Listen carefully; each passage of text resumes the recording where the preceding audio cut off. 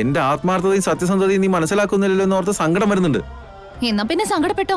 പക്ഷെ നിന്റെ കരച്ചിലും മോങ്ങലൊന്നും എന്റെ മനസ്സിനെ തൊടില്ല. എനിക്ക് നിന്റെ ആത്മാർത്ഥതയും സത്യസന്ധതയും ഒന്നും കാണാനും താല്പര്യമില്ല. ചാരു ചാരു, ഇനിയും നീ എന്നെ മനസ്സിലാക്കിയില്ലെങ്കിൽ ഞാൻ ഇവിടെ വെച്ച് തന്നെ മരിക്കും, പറഞ്ഞേക്കാം.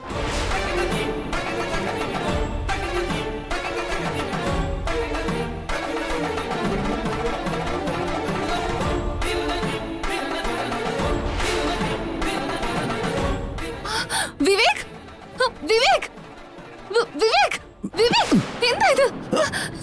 എന്തൊരു കടുകയാണ് നീ ചെയ്തത്? വിവേക്, വിവേക്, വിവേക്, വിവേക്. അയ്യോ വിവേക്, എന്തിനാണ് നീ ഇങ്ങനെ ഒരു കടുക ചെയ്ത്? പ്രേമെന്ന് പറഞ്ഞ ആരെങ്കിലും ഇങ്ങനെയൊക്കെ ചെയ്യോ? വിവേക് പ്ലീസ്, വിവേക് കണ്ണു തുറക്ക്. ഞാനിപ്പോ എങ്ങനെ ഇവനെ ഒന്ന് രക്ഷിക്കുക? എനിക്കൊന്നും മനസ്സിലാവുന്നില്ലല്ലോ ഈശ്വര. വിവേക് കണ്ണു തുറക്ക്. വിവേക് പ്ലീസ് എഴുന്നേക്ക്, എഴുന്നേറ്റ് വാ വിവേക്.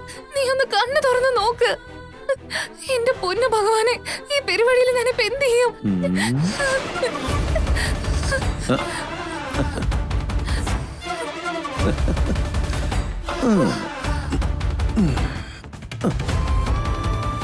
നീ ഇത് കണ്ടല്ലോ. നീ എന്നെ ഇതുപോലെ തട്ടിക്കളിച്ചുകൊണ്ടിരുന്ന ഒരു ദിവസം ശരിക്കും ഇത് നടക്കും.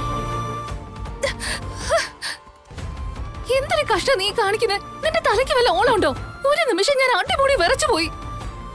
എന്താ ഇതെന്ന് മനസ്സിലാവട്ടെ. കയ്യും കാലും ഒരു നിമിഷം തളർന്നു പോയി. നിന്റെ മനസ്സിൽ ഇത്രയധികം വെപ്രാളം ഉണ്ടെങ്കിൽ അത് എന്നോടുള്ള ഇഷ്ടക്കൂടുതലുണ്ടല്ലേ ചാരു. എനിക്കെന്തെങ്കിലും പറ്റുമെന്ന് ഓർത്ത് നിന്റെ മനസ്സ് ഇത്രയും മാത്രം പഠിച്ചെങ്കിൽ ആ മനസ്സിന്റെ ഉള്ളിൽ എനിക്കൊരു സ്ഥാനം ഉണ്ടെന്നല്ലേ. ഒന്നുമില്ല വിവേക്, എന്റെ മനസ്സിൽ എന്താണ് ഉള്ളതെന്നൊക്കെ പിന്നീട് ചിന്തിക്കാം. അതൊന്നും അല്ല ഇപ്പൊ ഇവിടുത്തെ കാര്യം. സത്യമായ ഒരു കാര്യം അതാ ഞാനിപ്പോ പറയാം. ഞാൻ നിന്റെ വീട്ടിലെ മരുമകളായി കയറി വന്നാലും അവിടെ വിശാല മനസ്കതയോട് കൂടി എന്നെ സ്വീകരിച്ചിരുത്താൻ ആരുമില്ല. നിന്റെ ഭാര്യയെ ആ വീട്ടിൽ കയറി വന്നു കഴിഞ്ഞാ എന്റെ ജീവിതം സന്തോഷകരമാവുന്നുള്ളതിന് യാതൊരു ഗ്യാരണ്ടിയും ഇല്ല. പ്രേമോ ആ കല്യാണം എന്നൊക്കെ നമ്മൾ രണ്ടുപേരും കൂടെ ചിന്തിച്ചു കൂട്ടി ഇവിടെ ഒരു മലയും മറയ്ക്കാൻ പറ്റില്ല വിവേക്. നിന്റെ സാങ്കല്പികമായ ലോകത്തുനിന്ന് പുറത്തു വന്ന് സത്യസന്ധമായി ഒന്ന് ചിന്തിച്ചു നോക്ക്. കാര്യങ്ങളുടെ കിടപ്പ് മനസ്സിലാവും. അങ്ങനെയൊന്നും ഇല്ല ചാരു. നീ ആലോചിക്കാൻ വേണമെങ്കിൽ കുറച്ച് സമയം കൂടി എടുത്തോ. ഒന്നും വേണ്ട വിവേക്. ഇനി എന്റെ മുമ്പിൽ വന്ന് ഇതുപോലത്തെ അനാവശ്യം കാണിച്ചാ നിന്നെ ഞാൻ വെറുതെ വിടില്ല, പറഞ്ഞേക്കാം. നിന്നോട് ഞാൻ ഓക്കെ പറയുന്നുള്ളത് പോയിട്ട് ഇങ്ങനെയുള്ള കാര്യങ്ങൾ ആവർത്തിച്ചാ നിന്റെ മുഖത്ത് നോക്കാൻ പോലും ഞാൻ പിന്നെ തയ്യാറാവില്ല. ഓർമ്മയിരിക്കട്ടെ. എന്തൊരു കഷ്ട. ഞാൻ മരിക്കുമെന്ന് പറഞ്ഞിട്ട് പോലും അവൾക്കൊരു കുലുക്കൂലല്ലേ ഈശ്വര. എന്റെ സത്യസന്ധത തെളിയിക്കാൻ വേണ്ടി ഓടി വന്നതാ ഞാൻ. ഒടുവിൽ അവൾ എന്നെ വാൺ ചെയ്ത് കടന്നു കളഞ്ഞു.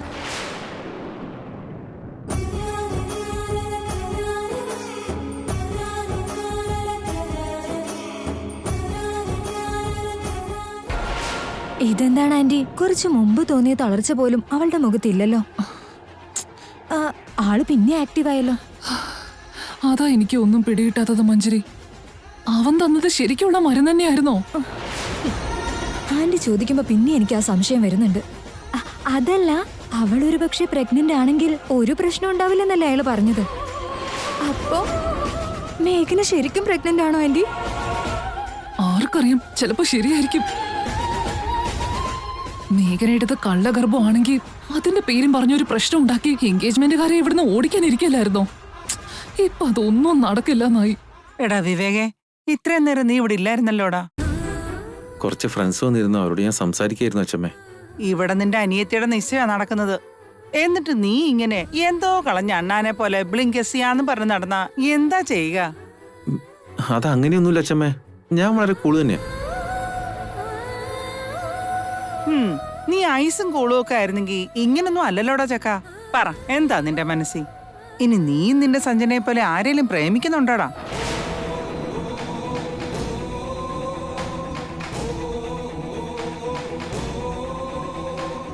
ഇനി ഞാൻ പറഞ്ഞത് കേക്കാഞ്ഞിട്ടാണോടാ നീ ഇങ്ങനെ നാവും വിഴുങ്ങി ഒന്നും മിണ്ടാതെ നിൽക്കുന്നത്? ആരെങ്കിലും ഉണ്ടെങ്കിൽ പറഞ്ഞോ. ആന്റി, ആന്റിയുടെ പോലത്തെ ഗതികേട് ശത്രുവിന് പോലും വരാൻ പാടില്ല. ഒരു വശത്ത് ആന്റിയുടെ മോൾക്ക് ആന്റിക്ക് ഇഷ്ടമല്ലാത്തൊരു എൻഗേജ്മെന്റ്, മറുവശത്ത് വിവേകിന് ലവർ ഉണ്ടെന്നെങ്ങാനും പറഞ്ഞ ഇപ്പൊ തന്നെ അവനെയും കൂടി ചടങ്ങിന് പിടിച്ചിരുത്തുമല്ലോ. അച്ഛമ്മ ചോദിച്ചത് കേട്ടില്ലടാ, പറയേ.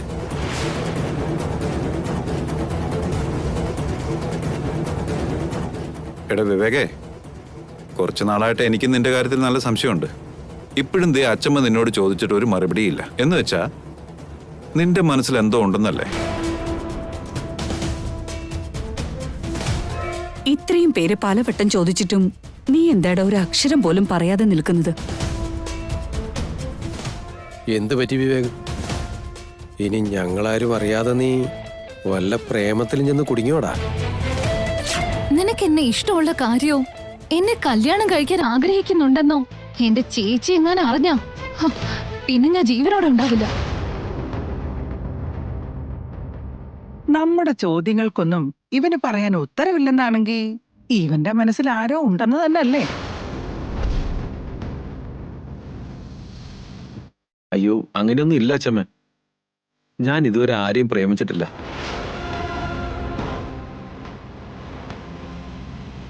ഒരു അവസരം കിട്ടിയപ്പോ ഞങ്ങൾ നിന്നോട് ചുമ്മാ ചോദിച്ചതാ. നിനക്ക് സത്യം തുറന്നു പറയാനും ഞങ്ങളെ കൊണ്ട് സമ്മതിപ്പിക്കാനും ഇതൊരു നല്ല അവസരം. പറയണോ വേണ്ടെന്ന് ഒന്നോട് ചിന്തിച്ചോ. അങ്ങനെയൊന്നും ഇല്ലെന്ന് പറഞ്ഞില്ലേ? ഇതുവരെ ഞാൻ ആരെയും പ്രേമിച്ചിട്ടില്ല.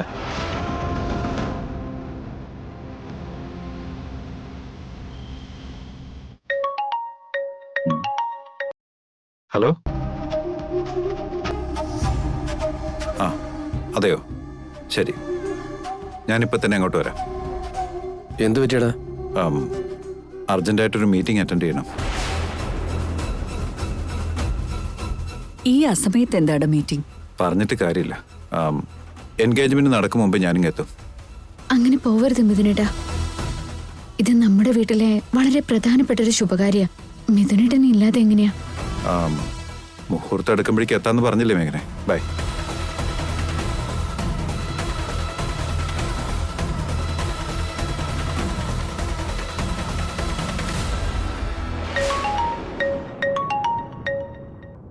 ഹലോ. ഹലോ ആകാശ്, നീ ഇതുവരെ ഇറങ്ങിയില്ലേടാ? നീ ഇപ്പൊ എവിടാ? വന്നോണ്ടിരിക്കുകയാണ് സഞ്ജന. പ്രണയിച്ച പെണ്ണിനോടൊപ്പം നിശ്ചയം നടക്കുന്ന സമയത്ത് എത്ര സന്തോഷിക്കേണ്ടത് ആകാശ്. തുള്ളി ചാടി ഇങ്ങോട്ട് ഓടി വരേണ്ടതല്ലായിരുന്നോ? എന്താ നിനക്ക് പറ്റിയേ? ഒരു ഉത്സാഹമില്ലല്ലോ നിനക്ക്. അങ്ങനെയൊന്നും ഇല്ല സഞ്ജനെ. ഇനി അരമണിക്കൂർ കൂടെ ഉണ്ടല്ലോ. മുഹൂർത്തം ആവുമ്പോഴത്തേക്ക് എത്തിയേക്കാം. ഹലോ സർ, എന്താ കാലില് ചൂടുവെള്ളം ഒഴിച്ച പോലെ? നീ കുറച്ച് നേരത്തെ എത്തേണ്ടതല്ലേ? ഇതിപ്പോ എൻഗേജ്മെന്റിന്റെ അന്ന് തന്നെ നിന്നോടുള്ള സകല ഇംപ്രഷനും കളയും തോന്നുന്നല്ലോ. നല്ല ചെറുക്കനാണെന്ന് എല്ലാരും കരുതിയിരിക്കുന്നത്.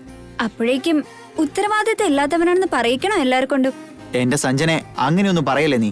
ഞാൻ സമയത്ത് അങ്ങ് എത്തിക്കോളാം. ചെറിയൊരു പണിയുണ്ടായിരുന്നു, അതൊന്ന് കംപ്ലീറ്റ് ചെയ്തിട്ട് വരാം. നിശ്ചയം നടക്കുന്നതിന്റെ അന്ന് നിനക്കെന്താടാ വേറെ പണിയുള്ളേ? ഒരു ഇമ്പോർട്ടന്റ് പേഴ്സണെ കാണാനുണ്ടായിരുന്നു. അദ്ദേഹത്തെ കണ്ടിട്ട് നേരെ വന്നേക്കാം.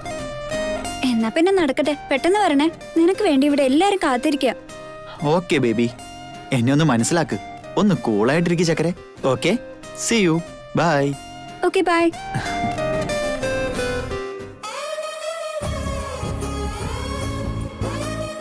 സഞ്ജനെ, നീ ആകാശിനെ വിളിച്ചു നോക്കിയേ. അവര് പുറപ്പെട്ടോ? ഇപ്പൊ ചെയ്തതേ ഉള്ള ഏട്ടത്തി, ഇറങ്ങിന്നാ പറയുന്നേ. ഇടക്ക് ആരെ ഒരു ഇമ്പോർട്ടന്റ് വ്യക്തിയെ കാണാനുണ്ടത്ര, കണ്ടിട്ട് വരും. ഇന്നത്തെ ദിവസം വേറെ ജോലി ഏറ്റെടുത്തത് എന്തിനാ? മുഹൂർത്തത്തിന് ഇനി കുറച്ച് സമയമേ ഉള്ളൂ. അപ്പൊ ആരാണാവോ കാണാൻ പോകുന്നത്? അത്രയ്ക്ക് പ്രധാനപ്പെട്ട വ്യക്തി ആരാണാവോ? ഏട്ടത്തിയമ്മ ടെൻഷൻ അടിക്കാതിരിക്കെ, സമയമാകുമ്പോ അവനിങ്ങ് എത്തിക്കോളും. ശരി ശരി, നീ റെഡിയാണല്ലോ അല്ലേ?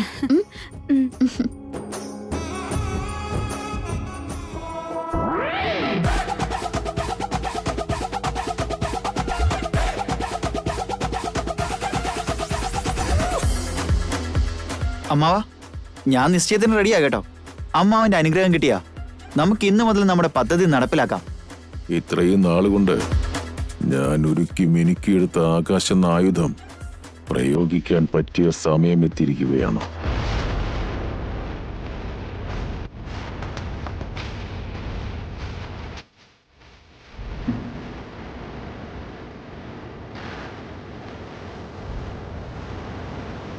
ഞാൻ വെറൊരു ആയുധമല്ല, ആറ്റം ബോംബ് പോലത്തെ ആയുധോ. ഈ ആറ്റം ബോംബ് പൊട്ടിത്തെറിക്കുമ്പോൾ ഉണ്ടാകുന്ന പ്രകമ്പനങ്ങൾക്ക് മിഥുന്റെ കുടുംബം വേരോടെ നിലം പതിക്കണം.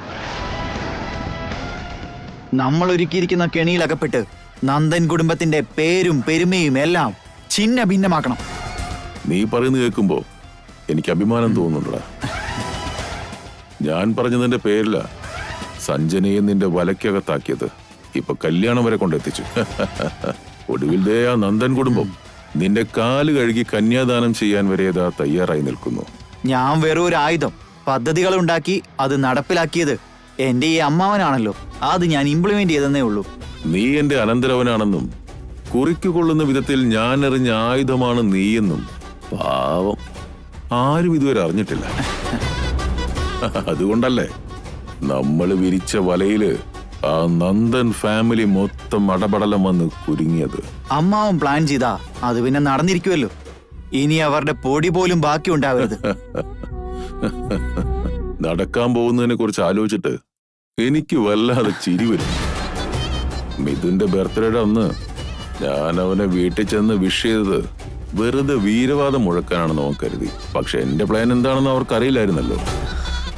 അവരുടെ വീട്ടിലെ കാര്യങ്ങൾ നീ എന്നെ അറിയിക്കുമെന്ന് സ്വപ്നത്തിൽ പോലും അവർ ചിന്തിച്ചിട്ടുണ്ടാവില്ല.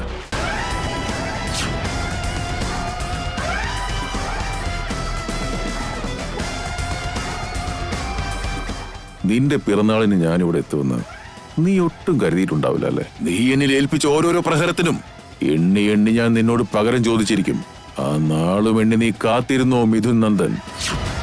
അത് മാത്രമല്ല അമ്മാവ, വാലന്റൈൻസ് ഡേയുടെ അന്ന് PBS റിസോർട്ടിലേക്ക് മിഥുനെയും മേഘനയും അമ്മാവനല്ലേ വരുത്തിയത്.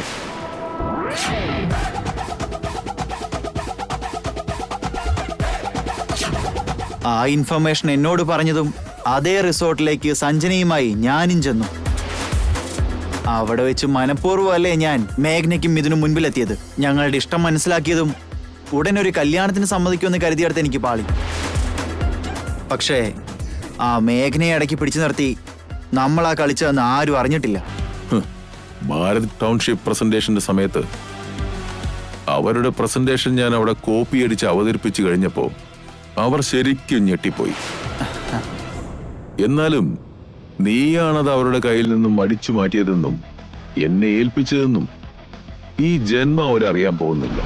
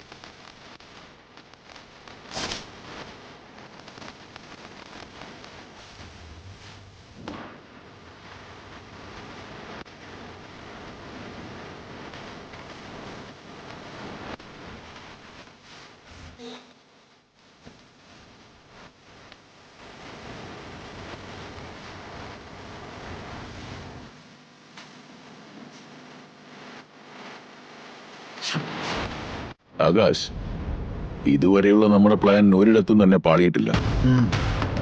ഇനി അങ്ങോട്ടും നമ്മൾ വളരെ പ്ലാൻ ചെയ്ത് സൂക്ഷിച്ചു വേണം നീങ്ങാൻ. ഇതേപോലെ പെർഫെക്റ്റ് ആയിട്ട് വേണം എല്ലാം മാനേജ് ചെയ്യാൻ. ഡോണ്ട് വറി അമ്മാവ, ഈ എൻഗേജ്മെന്റ് കൂടെ കഴിഞ്ഞാ പിന്നെ കല്യാണം നടക്കുമെന്നുള്ളതിൽ യാതൊരു സംശയവുമില്ല. കല്യാണശേഷമാണല്ലോ നമ്മുടെ യഥാർത്ഥ കളികൾ തുടങ്ങാൻ പോകുന്നത്. സഞ്ജനയെ മുൻപിൽ നിർത്തിക്കൊണ്ട് മിഥുനെയും മിഥുന്റെ കുടുംബത്തെയും നമ്മൾ തകർത്തിരിക്കും. That's great. എന്നാ നീ ചെല്ല്, ഇനിയും താമസിക്കുന്നത് നല്ലതെന്നല്ല. പെട്ടെന്ന് വിട്ടോ. ശരി, ഓക്കെ അമ്മാവ, ഞാൻ പോയിട്ട് വരാം.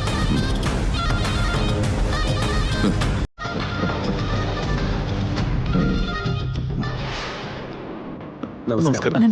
നമസ്കാരം. വന്നാട്ടെ വന്നാട്ടെ.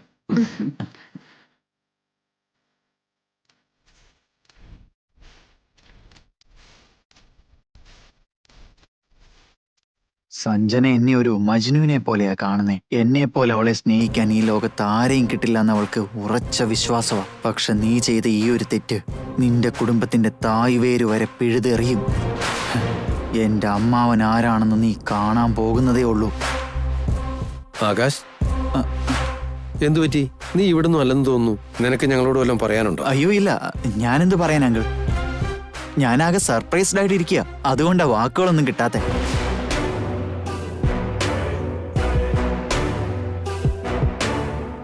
ഇനി പറയുന്നതും പ്രവർത്തിക്കുന്നതും ഒക്കെ കല്യാണത്തിന് ശേഷം. നീ ഇത്രയ്ക്ക് അങ്ങോട്ട് നാണിക്കുകയും മടിക്കുകയും ചെയ്താൽ എങ്ങനെയാ? മിണ്ടയും പറഞ്ഞൊക്കെ അല്ലേ ബന്ധം സ്ഥാപിച്ചെടുക്കണ്ടേ? ആന്റിക്ക് ഞാൻ ആരാണെന്നുള്ളത് കല്യാണം കഴിഞ്ഞതിന് ശേഷം മനസ്സിലായിക്കോളും.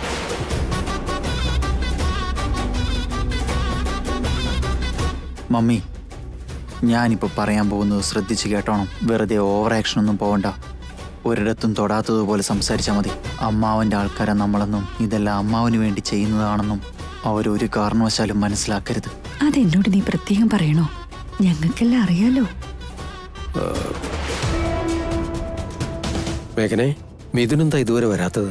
ഇപ്പൊ ഞാൻ ഫോൺ ചെയ്തിരുന്നു അച്ഛാ. ഓഫീസിലെ മീറ്റിംഗ് ഇതുവരെ കഴിഞ്ഞിട്ടില്ല. കഴിഞ്ഞത് ഓടി വന്നോളാന്നാ പറഞ്ഞ. ചേടാ, ഈ സമയത്ത് തന്നെ മീറ്റിംഗ് വേണമായിരുന്നോ? നീ ഒന്നുകൂടെ ഫോൺ ചെയ്ത് പെട്ടെന്ന് വരാൻ പറഞ്ഞോളെ. ഞാൻ പറഞ്ഞോളാം അച്ഛാ.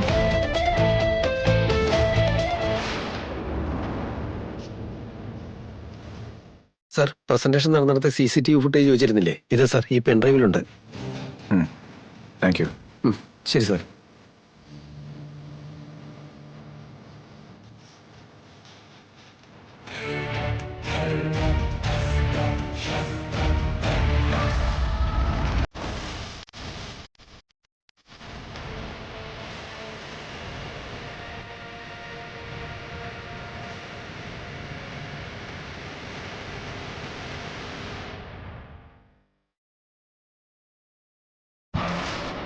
ഇത് ആകാശല്ലേ?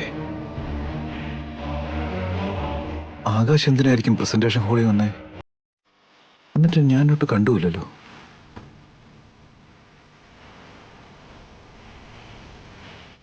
ആകാശ് എന്തിനാ ആ ഫയൽ എടുത്തോണ്ട് പോകുന്നേ? അല്ലെങ്കിൽ തന്നെ അവൻ ആ ഫയൽ കിട്ടിയിട്ട് എന്ത് കാണിക്കാനാ?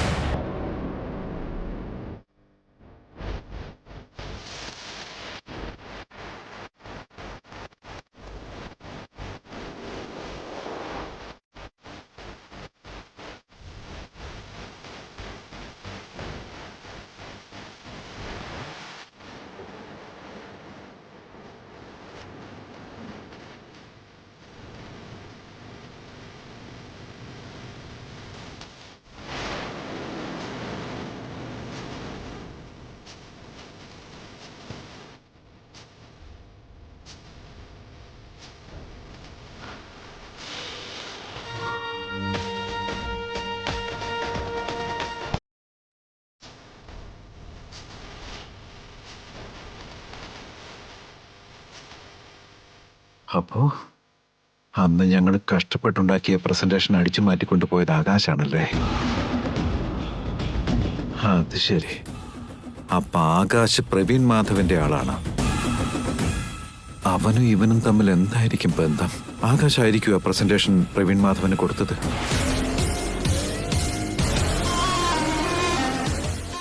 എന്തായാലും അവൻ നല്ലവനല്ല എന്ന് ഉറപ്പായി.